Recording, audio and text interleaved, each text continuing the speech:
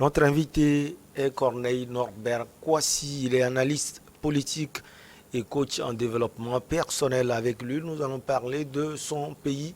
L'ancien leader des jeunes patriotes Charles Blé Goudé sollicite le concours de la Cour pénale internationale pour rentrer dans son pays. Corneille Norbert Kouassi, bonjour, vous allez bien? Bonjour Michel, bonjour toute la Côte d'Ivoire, bonjour aux Africains et bonjour à la direction de New York TV qui me fait une fois confiance encore de venir parler de mon pays. Alors, si Charles Blé Goudé sollicite le concours de la Cour pénale internationale pour rentrer dans son pays, cela veut dire que entre l'ancien leader des jeunes patriotes et le pouvoir en place à Abidjan, quelque chose ne marche pas. Oui, quelque chose ne marche pas. Je sais que le torchon brûle entre Charles Blé Goudé et l'exécutif ivoirien parce que Charles Blé Goudé est parti à La Haye à cause du président Laurent Gbagbo. Mais comme vous voyez que le président Laurent Gbagbo est sorti de la prison et qu'il est à Abidjan, ça fait de cela 5 à 6 mois, et que Charles Blé Goudé est encore à La Haye, ça veut dire qu'il y a un problème qui est à l'horizon. Soit ils ne se sont pas entendus, soit ils sont dans un deal que personne ne sait. Mais je crois bien que Charles Blé Goudé doit s'en prendre à La Haye parce que c'est La Haye qui a rendu le verdict. Et quand on rend le verdict, Blé Goudé doit rentrer dans son pays. Pourquoi Blé Goudé n'est pas encore rentré dans son pays? Là, nous ne savons pas.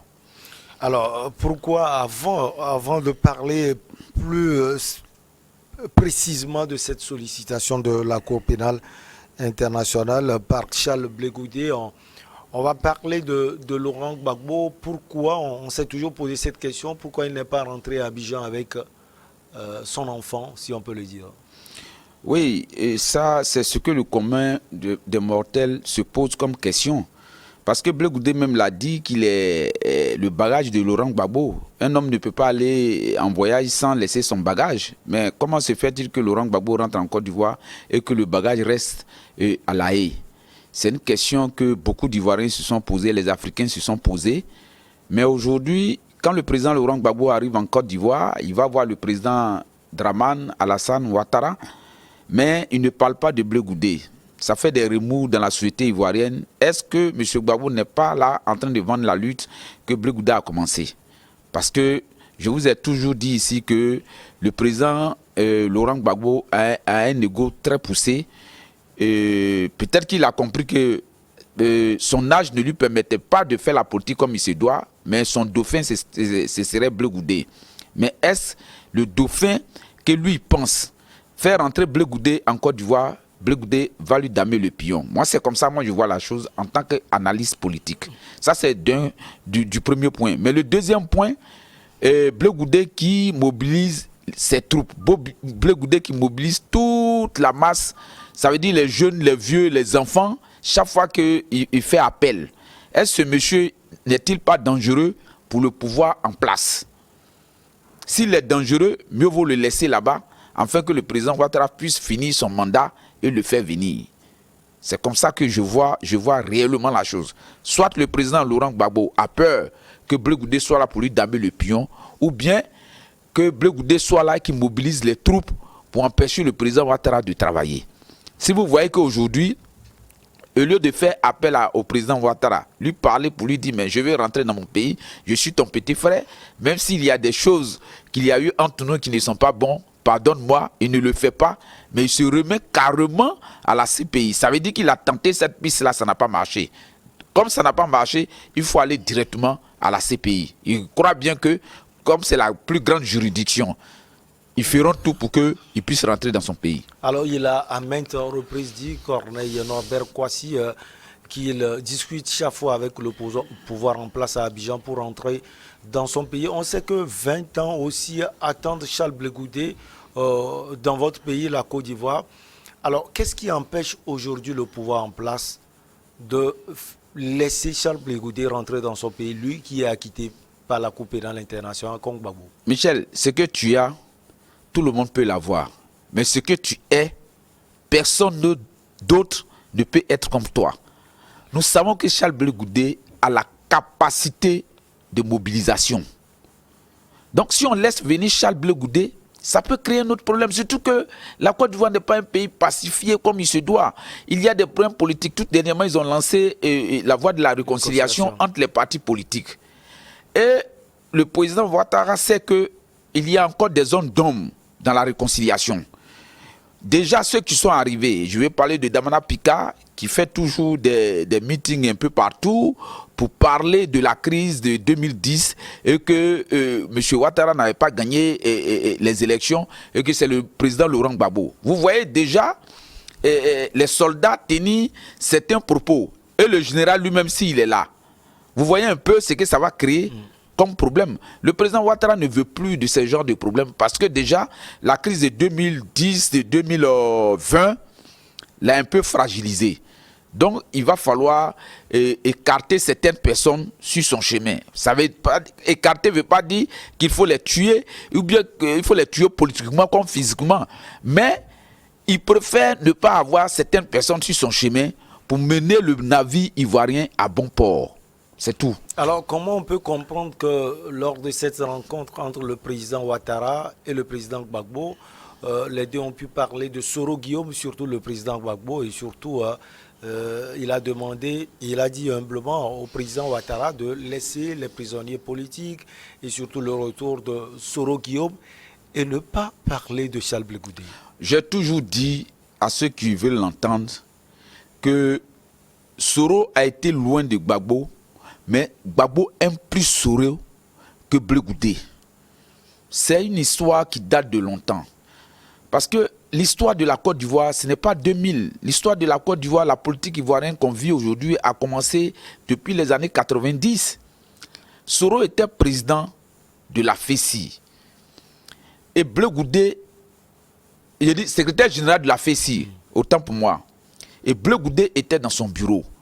À un moment donné, le parrain de la FECI, c'était le président Laurent Gbagbo. Qu'on le veuille ou pas, tout le monde sait en Côte d'Ivoire que le parrain de la FECI, c'était le président Laurent Gbagbo. C'est lui qui entretenait tous ces jeunes-là pour pouvoir merder le pouvoir de Faux-Boigny et le pouvoir de Bédier.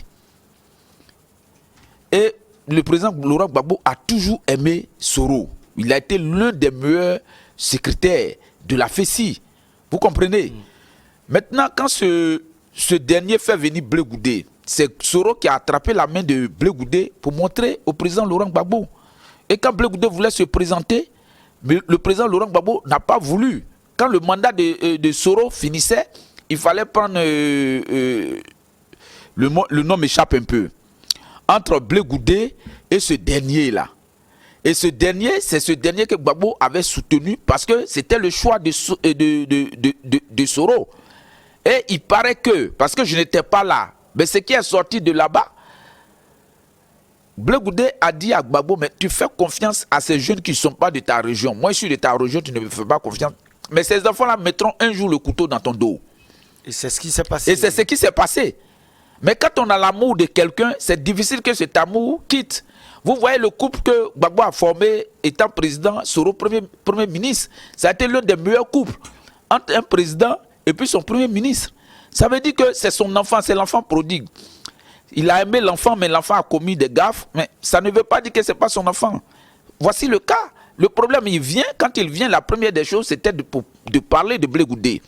C'est ce que l'Ivoirien lambda voulait entendre. C'est ce que les gens du FPI pouvaient entendre. Mais ce n'est pas ce qui s'est passé. Il est venu, il a parlé de Soro Guillaume. Parce que pour lui, Soro doit être là. Tout ça, là, je te dis que c'est de la politique politicienne.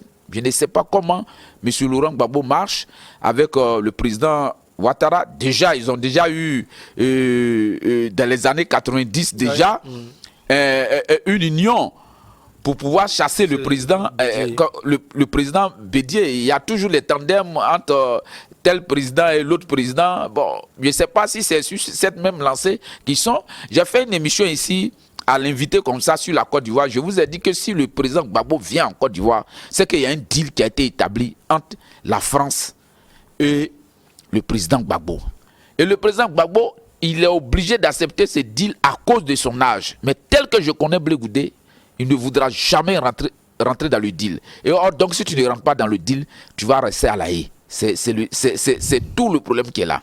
Alors, comme il n'arrive pas à trouver de solution, comme on l'a dit, il sollicite la Cour pénale internationale pour rentrer dans son pays. Il le dit toujours, un pays cher à lui. Il a toujours dit, c'est mon pays. Est-ce qu'il sera entendu ou bien quels sont les mécanismes qui puissent lui permettre, sous les guillons de la Cour pénale internationale, de rentrer en Côte d'Ivoire? Michel, je te dis que je suis panafricaniste, mais il faut avoir raison garder sur certaines choses. Quand vous voyez le président Blé Goudé, il n'a pas changé sa manière de faire. C'est un genre va en guerre contre la France. Les idéaux de la France ne plaisent pas au camp Blé Goudé. Mais tant que tu vas rester dans cette posture, dans le monde actuel que nous vivons, c'est un monde qui est géré par l'Occident. Donc il va falloir changer de paradigme contre ces Occidentaux-là pour que tu puisses retrouver la liberté. Tant que M. Blé Goudé, tant que ses partisans seront toujours en conflit d'idées avec les Occidentaux, ce n'est pas sûr que M. Blé Goudé rentrera en Côte d'Ivoire. Parce que s'il rentre en Côte d'Ivoire, il va mélanger, saboter tout le plan des Occidentaux en Côte d'Ivoire. Alors, vous voulez dire que la CPI aussi peut recevoir des ordres des Occidentaux ou de la France? Mais la CPI, c'est la France, c'est les États-Unis, c'est l'Union européenne, c'est l'Angleterre. C'est ce que la France dit, c'est ce que les États-Unis disent que la CPI exécute. Sinon, si ce n'était pas le cas, le président Laurent Gbagbo n'aurait même pas passé 10 ans là-bas. Blé Goudé n'aurait même pas passé 10 ans là-bas. C'est une question d'intérêt. On est dans un monde d'intérêt. Il faut que les gens comprennent bien que nous sommes dans un monde d'intérêt. Nous, les Africains, les intérêts, ça ne nous dit rien. Mais les Occidentaux, leurs intérêts, eux, ils ne jouent pas avec. Les intérêts dont ils ont besoin aujourd'hui, c'est pour leurs enfants et leurs arrière-enfants. Ils ne sont pas comme nous. Nous, on fait pas des planifications sur 50 ans, sur 100 ans. On fait des planifications de 2 ans, de 3 ans.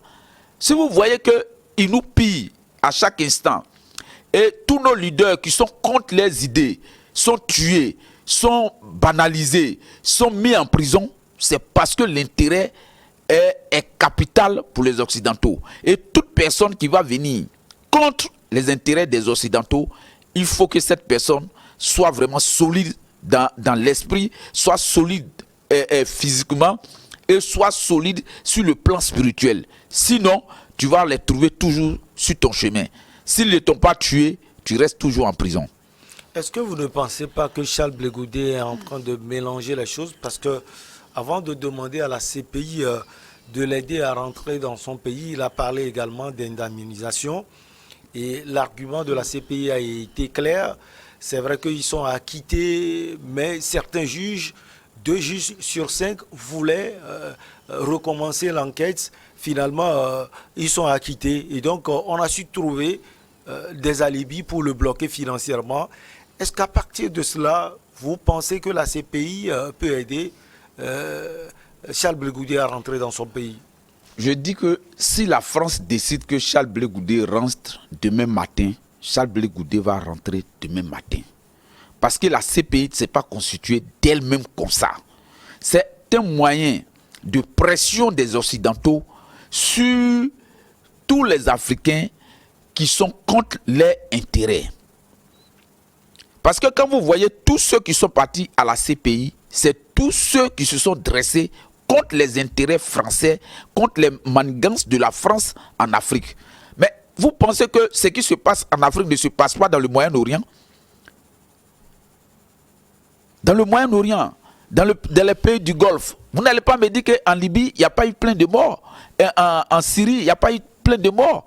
Même en Arabie Saoudite, au Qatar. Mais on traite encore des gens comme des esclaves. On tue les gens tous les jours. Mais une fois, est-ce que vous avez vu ces gens-là être traduits devant la CPI? Parce qu'ils ont leur intérêt là-bas. Mais en Afrique, en plus de leur intérêt, si vous voulez les empêcher de continuer de faire ce qu'ils sont en train de faire, tu vas toujours les trouver sur leur chemin. Ils en ont les moyens parce que nous ne sommes pas préparés intellectuellement, physiquement et mentalement pour affronter ces Européens. Donc, la CPI, Charles Blé Goudé demande à ce que Charles Blé Goudé dise à M. Macron que je vais rentrer chez moi. Au lieu de tourner La meilleure voie, c'est d'aller voir M. Macron pour que M. Macron fasse pression sur ces juges-là pour que tu puisses rentrer. Mais qui dit Macron, qui dit la France, dit la Côte d'Ivoire. Il faut qu'on soit très clair. La Côte d'Ivoire, ce n'est pas n'importe quel pays parmi les pays que la France gouverne. On peut dire même que c'est le premier pays qui est la première des yeux de la France. Donc, si vos idéaux ne sont pas en phase avec les idéaux de la France, ils vont toujours vous emmerder. Je vous ai dit ici que le président Gbagbo va venir. Il ne pourra plus faire le combat qu'il a fait dans les années 80, dans les années 90 et dans les années 2000. Parce que la prison l'a fragilisé. Ils ont fait exprès pour le faire partir là-bas pour qu'il soit fragile. La preuve, quand il est arrivé, il fait quoi? Il fait du dilatoire. Il se promène pour faire des réunions, mais qui n'ont pas de sens. Il ne s'entend plus avec sa femme, il ne s'entend plus avec son ancien premier ministre. Vous voyez que le président Gbagbo, il est esselé. Parce que ce n'est pas le peuple. Les gens pensent que c'est le peuple. Quand le peuple est derrière, le monde est gouverné. Hein? Ce n'est pas le peuple là, le peuple ne peut rien faire. Les gens ont dit que si on doit venir prendre Gbagbo pour aller à ces pays, ils vont marcher sur leur corps. Ils n'ont même pas envoyé les militaires de l'ONU pour venir. C'est nos mêmes militaires qui étaient en Côte d'Ivoire là, qui ont pris Gbagbo pour le mettre dans l'avion pour partir. Mais ce monde-là était où? Changeons de paradigme. Alors, vous voulez dire que pour qu'il puisse revenir dans son pays, Charles Blé Goudé doit signer des deals, doit signer un deal, si on peut le dire, avec la France, avec les puissances qui gouvernent le monde, comme vous le dites. Mais Charles Blé Goudé même le dit tous les jours. Je ne sais même pas pourquoi je suis ici. C'est ce qu'il dit tous les jours, non?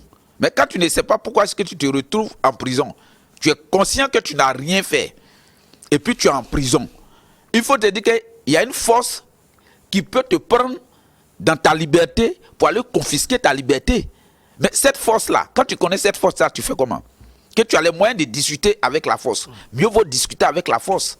Mais si tu ne discutes pas avec la force, que tu veux passer par d'autres moyens, par exemple, quand il dit qu'il veut qu'on le dédommage, qui va le dédommager? Même si on doit dédommager Blé Goudé, c'est la Côte d'Ivoire qui va dédommager Blé Goudé. La preuve, il y a eu quand il y a eu la guerre, il y a des écoles françaises qui ont été brûlées, mais qui a reconstruit, qui a fait les réfections de ces écoles-là? C'est l'État ivoirien. Pourtant, l'État français était là. Quand le président Gbagbo dit que j'ai tellement de pression, de quelle pression il s'agit? De quelle pression il s'agit? Alors, il faut que la crise de 2010 là, nous serve de leçon. On a agi de telle manière, voici le résultat qu'on a eu. Est-ce que si on agit de la même manière, on n'aura pas le même résultat? Mais si c'est le même résultat, qu'on s'asseye, qu'on parte au laboratoire pour voir comment il faut agir vis-à-vis de cette personne qui nous dérange. Alors, comment va son parti, le COJEC? Bon, comme tous les partis politiques africains, quand le chef n'est pas là, le parti ne peut pas tourner à 100%. Il va falloir que le parti soit là d'abord pour que le parti puisse tourner à 100%. La preuve, le parti du président Soro Guillaume, il tourne en reculant. Le GPS tourne en reculant parce que le chef de file n'est pas là. Même le président Gbagbo qui avait le FPI, qui est un parti trentenaire, quand Gbagbo n'était pas là, le FPI n'était pas ce que tout le monde connaissait.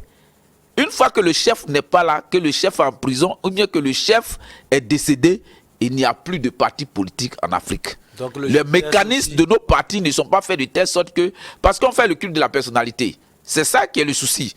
Quand le menteur là, au lieu de former une autre personne, parce que les Africains ne mettent pas et la mort, et la prison, et l'invalidité dans leur vie. Pour eux, ils seront toujours bien, ils seront toujours là pour diriger la troupe. Non, on ne fonctionne pas comme ça. Alors on dit qu'OJEB, c'est un parti qui ne va pas forcément bien. Un GPS ouïa-ouïa, comme les gens le disent. Oui, vous voyez, Blé Goudé et Soro Guillaume, toute la classe politique ivoirienne connaît les puissances de feu. Ils savent comment ces deux jeunes-là peuvent mobiliser le monde. Donc, quand ils sont au pouvoir aujourd'hui, s'ils veulent laisser la liberté, je ne parle pas simplement du RDR, je parle même du PDC, je parle même du FPI. Parce que même le FPI, Soro Guillaume est un danger pour eux.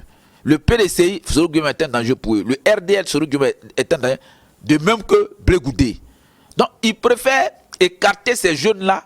Je te dis que les trois grands là, Gbagbo, Bédié et Alassane, ils peuvent rentrer dans un deal pour écarter ces deux jeunes-là. Parce qu'ils savent que si ces deux jeunes-là sont sur le terrain, ils ne pourront rien faire. C'est sur ces jeunes-là que toute la jeunesse, tout le peuple ivoirien va suivre. Donc il faut les écarter. Nous sommes dans un deal, c'est la politique politicienne. C'est pourquoi je te dis tous les jours que la politique ivoirienne est tellement complexe. C'est pas si qu'on vient sur les plateaux puis on explique comme ça. Il faut être dans le cœur même de la chose pour mieux comprendre. Nous sommes dans un deal. Même le président Afi, s'il était un danger pour le FPI, il était un danger pour le RDA, il était un danger pour le PDCI, il ne serait pas là aujourd'hui. Alors, cette question, Corneille Kwasi, on sait que Charles Blé Goudé a 20 ans de prison dans votre pays, en Côte d'Ivoire, comme Laurent Gbagbo. D'ailleurs, alors s'il vient d'abord à quand son retour, et s'il retourne au pays, la mobilisation, comme vous l'aviez dit, sera là. Il risque aussi de répondre devant la justice ivoirienne. Les 20 ans est une épée de Damoclès sur tous ceux qui peuvent empêcher le président Ouattara de travailler. Si vous rentrez et que vous voulez l'emmerder, l'épée sera levée. Mais si vous rentrez et que vous rentrez dans sa vision des choses, l'épée sera abaissée. La preuve, le président Gbagbo est rentré, l'épée est abaissée. Monsieur Katina est rentré, l'épée est abaissée. Mais si Soro vient et qui continue d'insulter le président Ouattara, d'emmerder le pouvoir du président Ouattara, l'épée sera sur sa tête. De même pour M. Charles Blé Goudé. Alors, la solution, c'est qu'il rentre et qu'il rentre dans la vision du président Ouattara. Pas forcément rentrer dans la vision du président Ouattara, mais le président Ouattara est aujourd'hui comme le père de la nation. C'est lui qui a le pouvoir entre ses mains. Vous ne pouvez pas être dehors, le menacer, vous ne pouvez pas être dehors, et puis il a tout le service de sécurité avec lui. Il sait un peu ce que vous pensez. Mais si vous envoyez des aînés vers lui, mais jusqu'à présent, ces jeunes ne l'ont pas encore fait. Le fameux asseyons-nous et discutons du président Laurent Gbagbo. Apparemment, les gens le prennent comme si c'était un mot que le président Laurent Gbagbo a dit en l'air. Et même, la paix n'est pas un vain mot, c'est un comportement. Il faut qu'il y ait le comportement en nous, le comportement de paix en nous. Même si vous pouvez faire semblant de voir certains autres présidents que le président Ouattara respecte, en passant par eux, allez-y demander pardon à notre grand frère, à notre papa, ce qu'on a fait, c'est pas bon. Il peut comprendre. Ça peut adoucir, ça peut adoucir son cœur. Mais si ce n'est pas le cas, que c'est les invectives, si ce n'est pas le cas, et que vous voulez dire que vous êtes trop libre, et que vous pouvez faire ce qu'il est en train de faire en Côte d'Ivoire, mais il a encore le pouvoir avec lui, il a un carnet d'adresses bien rempli qui peut vous empêcher de rentrer au pays. Moi, j'ai respecté ce monsieur parce que quand l'honorable Atebi William, il rentre de l'exil, il nous convainc un jour et il dit que respectez le président Ouattara parce que je suis parti à Londres pour voir certaines personnes. Ils m'ont dit que le monsieur qui est chez vous là, respectez-le, faites très attention. Il quittera le pouvoir que lorsqu'il va vouloir. Sinon, tout ce que vous êtes en train de faire là, ça ne peut pas aller quelque part. Mais on a vu. Chez nous, on dit qu'il n'y a pas garçon devant. S'il y avait garçon devant là, le président Ouattara n'allait pas faire le 3e mandat. Il va quitter en 2025? Oui, je suis sûr qu'il va quitter en 2025 parce que la situation de notre pays ne lui permettait pas de quitter le pays comme ça. Parce que s'il quitte le pays, on risque de tomber encore dans les mêmes problèmes qu'on a connus depuis 2010. On peut commencer par son parti politique. Mais c'est même pas son parti politique. Tu sais, les institutions, la sécurité du pays sont au-dessus des partis politiques. Il faut savoir lire la politique de ton pays à un temps bien précis. Parce qu'on dit que la politique, c'est la saine appréciation des situations du moment. Est-ce qu'en 2010, en 2020, où les gens voulaient que le président Ouattara parte, il y avait quelqu'un de solide, de sûr. Parce que diriger un pays là, on ne peut pas prendre n'importe qui pour venir déposer là. Quand vous prenez le président Bédier, Je n'ai pas dit que c'est un piètre politicien, c'est un bon politicien, c'est un monsieur qui n'a pas du sang sur la main, c'est un monsieur qui a fait beaucoup de choses pour la Côte d'Ivoire, mais son âge ne lui permet plus de rester au pouvoir. Mais moi-même, je peux même dire que peut-être qu'il serait un peu revanchard de ce qu'il n'a pas terminé son mandat et qu'il est parti. Ouais. Donc, le président Bédié, pour moi, il ne doit plus compter dans la liste. Le président Gbagbo aussi peut être revanchard. Il ne doit plus être dans la liste. Mais quand le président Ouattara a vu que tous ces gens-là, le président Gbagbo était en prison, il s'est présenté. Ouais. Le président Bédié s'est présenté. Vous voyez que si on veut faire la paix, normalement, si les gens aimaient la Côte d'Ivoire, les trois devraient s'asseoir pour dire, bon, on va céder le pouvoir à la jeunesse. Et on place nos dauphins. On va placer nos dauphins.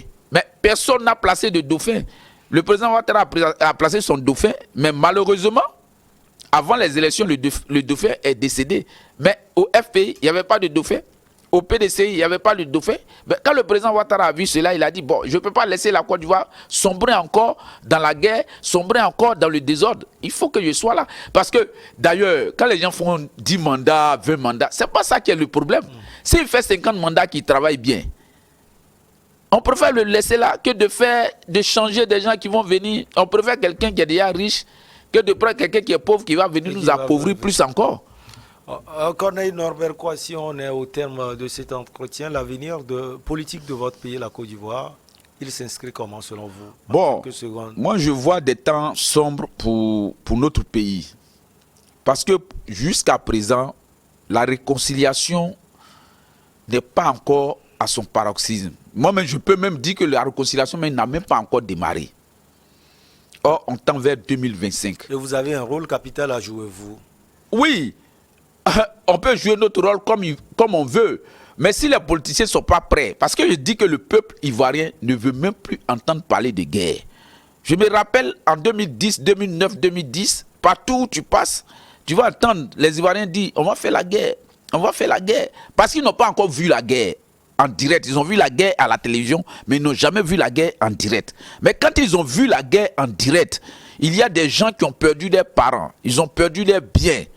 Mais aujourd'hui, quand on te parle de guerre, les Ivoiriens ne sont plus prêts. Les Ivoiriens sont plus prêts. La réconciliation dont on parle, ce n'est pas la réconciliation qui est faite entre les Ivoiriens, entre le Nord, le Sud. Non, tout le monde s'entend très bien. Mais c'est les politiciens eux-mêmes, à cause du fauteuil présidentiel, ils ne s'entendent pas. Je demande pardon au président Ouattara qu'il appelle tous ses frères, ses sœurs à se mettre autour d'une table et de négocier la réconciliation. S'il y a des gens qu'on doit dédommager, qu'on les dédommage et que la Côte d'Ivoire retrouve la paix du Faux-Boigny. Alors, merci beaucoup à vous, Corneille Norbert Kouassi. Ce qu'il faut retenir surtout, c'est votre chute. On souhaite le meilleur pour votre pays, la Côte d'Ivoire. On espère que ce beau pays va retrouver la paix, tant implantée, si on peut le dire, par l'ancien président, le défunt Félix Houphouët-Boigny. Voilà, c'est venu. Merci, on va marquer donc la pause pour le journal et on retrouve nos invités pour Regard Croisé.